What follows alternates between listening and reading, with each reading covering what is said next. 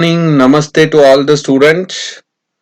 I wish to welcome to this class of development economics for undergraduate courses. Let me move on to the discussion for a day. ಇಂದಿನ ಉಪನ್ಯಾಸ ಮಾಲೆಯ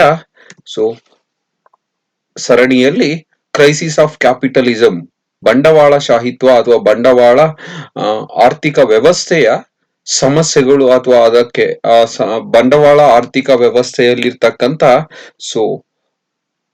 ಸಮಸ್ಯೆಗಳನ್ನ ನೋಡುವ ಅಥವಾ ಬಂಡವಾಳಶಾಹಿ ಆರ್ಥಿಕ ವ್ಯವಸ್ಥೆಗೆ ಮಿತಿಗಳು ಅಥವಾ ಅವನತಿ ಏನಿದೆ ಅದನ್ನ ನೋಡುವ.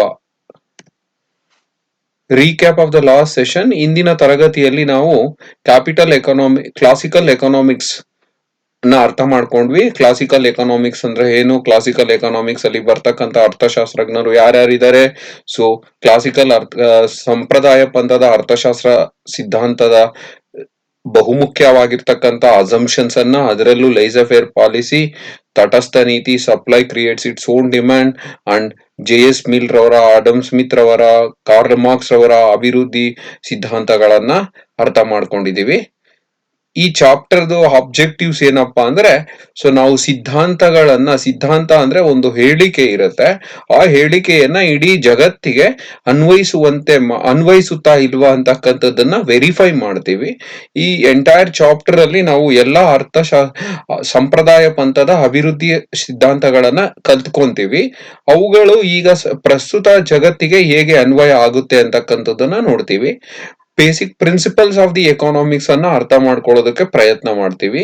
ಮತ್ತೆ ಈ ಆರ್ಥಿಕ ಸಿದ್ಧಾಂತಗಳು ಅಭಿವೃದ್ಧಿ ಹೊಂದಲಿಕ್ಕೆ ಹೇಗೆ ಸಹಾಯ ಮಾಡುತ್ತೆ ಅಂತಕ್ಕಂಥ ಅಂಶಗಳನ್ನ ತಿಳ್ಕೊಳ್ಳೋದಕ್ಕೆ ಈ ಉದ್ದೇಶಗಳನ್ನ ಈ ಅಭಿವೃದ್ಧಿ ಅರ್ಥಶಾಸ್ತ್ರದಲ್ಲಿ ನಾವು ಸಿದ್ಧಾಂತಗಳಲ್ಲಿ ತಿಳ್ಕೊಂತೀವಿ.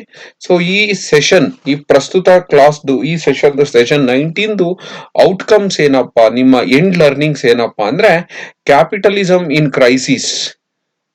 ಕ್ಯಾಪಿಟಲಿಸಂ ಬಂಡವಾಳಶಾಹಿ ಆರ್ಥಿಕ ವ್ಯವಸ್ಥೆಗಳು ಕ್ರೈಸಿಸ್ ಅಥವಾ ತೊಂದರೆಯಲ್ಲಿದ್ದಾಗ ಯಾಕಿರುತ್ತೆ, ಹಂಗಂದ್ರೆ ಏನು ಅಂತಕ್ಕಂಥದ್ದನ್ನ ತುಂಬಾ ವಿವರವಾಗಿ ತಿಳ್ಕೊಳ್ಳುವ. To know the relevance of the respective theory of contribution to the present day. ಪ್ರಸ್ತುತ ದಿನಕ್ಕೆ ಅಥವಾ ಪ್ರಸ್ತುತ ಜಗತ್ತಿಗೆ ಈ ಸಿದ್ಧಾಂತ ಹೇಗೆ ಅನುಕೂಲ ಮಾಡಿಕೊಡುತ್ತೆ, ನಮ್ಮನ್ನ ಹೇಗೆ ಸದೃಢರನ್ನಾಗಿ ಮಾಡುತ್ತೆ ಈ ಸಿದ್ಧಾಂತ ಅಂತಕ್ಕಂಥದ್ದನ್ನ ತಿಳ್ಕೊಳ್ಳೋಣ. Scheme of the presentation. ಈ ತರಗತಿಯಲ್ಲಿ ನಾವು ಈ 3-4 ಅಂಶಗಳನ್ನ ಅಧ್ಯಯನ ಮಾಡ್ತೀವಿ. To understand what is crisis of capitalism, ಬಂಡವಾಳಶಾಹಿ ಆರ್ಥಿಕ ವ್ಯವಸ್ಥೆಯ ಅವನತಿ ಅಥವಾ ಕ್ರೈಸಿಸ್, ಕುಸಿತ ಅಂತ ಅಂದ್ರೆ ಏನು ಅನ್ನೋದನ್ನ ತಿಳ್ಕೊಂತೀವಿ. Basic features of the crisis of capitalism. ಈ ಬಂಡವಾಳಶಾಹಿ ಆರ್ಥಿಕ ವ್ಯವಸ್ಥೆಯ ಕುಸಿತದ ಬಹುಮುಖ್ಯವಾಗಿರ್ತಕ್ಕಂಥ ಪರಿಭಾವನೆಗಳು ಅಥವಾ ಲಕ್ಷಣಗಳು, ಸ್ವರೂಪ ಹೇಗಿರುತ್ತೆ ಅಂತಕ್ಕಂಥದ್ದನ್ನ ನೋಡ್ತೀವಿ. ಇವೆರಡು ಮುಖ್ಯವಾಗಿರ್ತಕ್ಕಂಥ ಅಂಶಗಳು. ಇದರೊಟ್ಟಿಗೆ ನಾವೇನ್ ಮಾಡ್ತೀವಿ, ಮಲ್ಟಿಪಲ್ ಚಾಯ್ಸ್ ಕ್ವಶನ್ಸ್ ಅಥವಾ ನಮ್ಮನ್ನ ನಾವು ಎಷ್ಟು ಅರ್ಥ ಮಾಡ್ಕೊಂಡಿದೀವಿ ಅನ್ನೋದನ್ನ ಪರೀಕ್ಷೆ ಮಾಡ್ಲಿಕ್ಕೆ ಒಂದು 3-4 ಪ್ರಶ್ನೆಗಳನ್ನ ಈ ತರಗತಿಯ ಅಂತ್ಯದಲ್ಲಿ ನಿಮ್ಮನ್ನ ಕೇಳ್ತೀನಿ. ಅದಕ್ಕೆ ಉತ್ತರ ಕೊಟ್ರೆ you will be very active listeners ಅಂತ ನಾವು ಕೇಳಬಹುದು. ಫೀಡ್ಬ್ಯಾಕ್ ನಂತರ. Basic features of the capital crisis ಅಂತ ಅಂದ್ರೆ, ಫಸ್ಟ್ ನಾವು ಕ್ಯಾಪಿಟಲಿಸಂ ಅಂದ್ರೆ ಏನು ಅಂತ ತಿಳ್ಕೊಳ್ಳುವ ವಿದ್ಯಾರ್ಥಿಗಳೇ. ಕ್ಯಾಪಿಟಲಿಸಂ ಅಥವಾ ಬಂಡವಾಳಶಾಹಿ ಆರ್ಥಿಕ ವ್ಯವಸ್ಥೆ ಅಂತ ಅಂದ್ರೆ, ಇಡೀ ಜಗತ್ತಿನ ಆರ್ಥಿಕ ವ್ಯವಸ್ಥೆಯನ್ನ ನಾವು 3 ಭಾಗಗಳಾಗಿ ಮಾಡ್ತೀವಿ.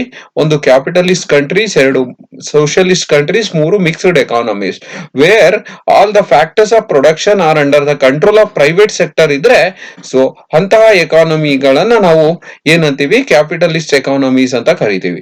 ಬಂಡವಾಳಶಾಹಿ ಆರ್ಥಿಕ ವ್ಯವಸ್ಥೆಗಳು ಅಂತ ಅಂದ್ರೆ, ಉತ್ಪಾದನಾಂಗಗಳೆಲ್ಲವೂ ಮತ್ತೆ ಸಂಪನ್ಮೂಲಗಳೆಲ್ಲವೂ ಖಾಸಗಿ ಒಡೆತನದಲ್ಲಿ ಇರಬೇಕು, ಅಂತಹ ಒಂದು ವ್ಯವಸ್ಥೆಯನ್ನ ಕ್ಯಾಪಿಟಲಿಸಂ ಅಂತ ಕರಿತೀವಿ. ವೇರಸ್ ಕ್ಯಾಪಿಟಲಿಸ್ಟ್ ಎಕಾನಮೀಸ್ ಅಂತಾನು ಕರಿತೀವಿ.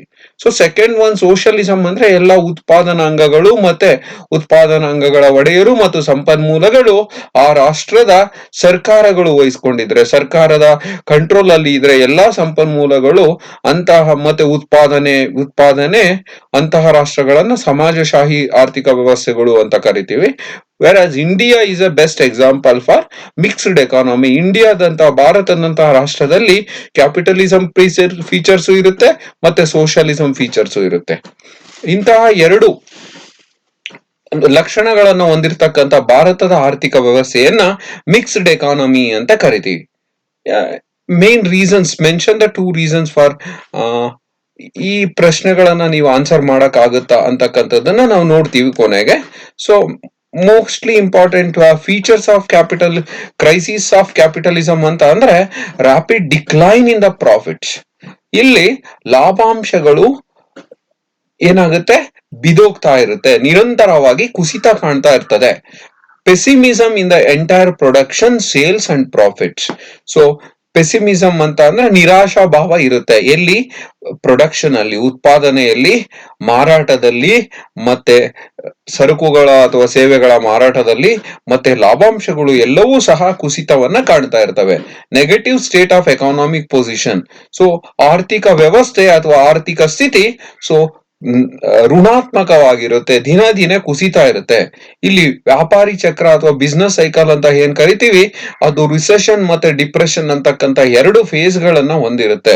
ರಿಸೆಷನ್ ಅಂದ್ರೆ ಸೊ ಹಿಂಜರಿತ, ಡಿಪ್ರೆಷನ್ ಅಂದ್ರೆ ಕುಸಿತ. ಇವೆರಡೂ ಸಹ ಸೊ ಈ ಬಿಸ್ನೆಸ್ ಸೈಕಲ್ ನ ನೆಗೆಟಿವ್ ಫೀಚರ್ಸ್ ಅಥವಾ pessimistic state.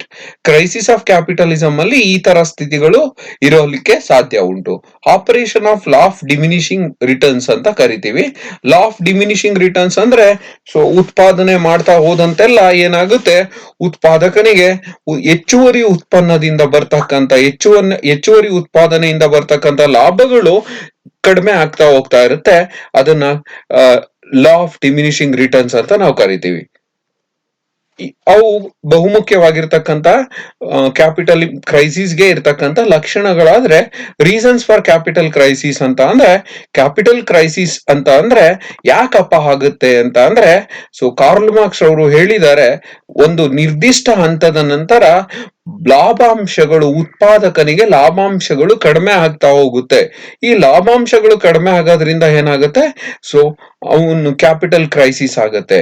During the phase of declining profits, the capitalists increase the degree of exploitation of the workers. Further, so profit decline ಆಗ್ತಾ ಹೋದ್ರೆ ಆ ಸಂದರ್ಭದಲ್ಲಿ ಉತ್ಪಾದನಗಾರ ಅಥವಾ ಬಂಡವಾಳಶಾಹಿಗಾರ ಏನ್ ಮಾಡ್ತಾನೆ, ವರ್ಕರ್ಸ್ ಅನ್ನ ಅಂತ ಅಂದ್ರೆ ಸೊ ಲೇಬರ್ ಕ್ಲಾಸ್ ಲೇಬರ್ಸ್ ಅನ್ನ ಹೆಚ್ಚು ಎಕ್ಸ್ಪ್ಲಾಯ್ಟ್ ಮಾಡ್ತಾನೆ ಅಂತಕ್ಕಂಥ ವಾದವನ್ನ ಕಾರ್ಲ್ ಮಾರ್ಕ್ಸ್ ಅವರು ಹೇಳ್ತಾರೆ. ಬೈ ಅಡಾಪ್ಟಿಂಗ್, ಯಾವ ರೀತಿ ಎಕ್ಸ್ಪ್ಲಾಯ್ಟ್ ಮಾಡ್ತಾರೆ ಅಂತ ಅಂದ್ರೆ, ಸೊ ಅವರು ಜಾಸ್ತಿ ಗಂಟೆಗಳ ಕಾಲ ಕೆಲಸ ಮಾಡಿಸ್ಕೋಬಹುದು, ಅಥವಾ ಬೈ ರೆಡ್ಯೂಸಿಂಗ್ ದ ವೇಜಸ್, 2 ರೀತಿ ಮಾಡಬಹುದು ಅಂತ ಅವ್ರು ಹೇಳ್ತಾರೆ.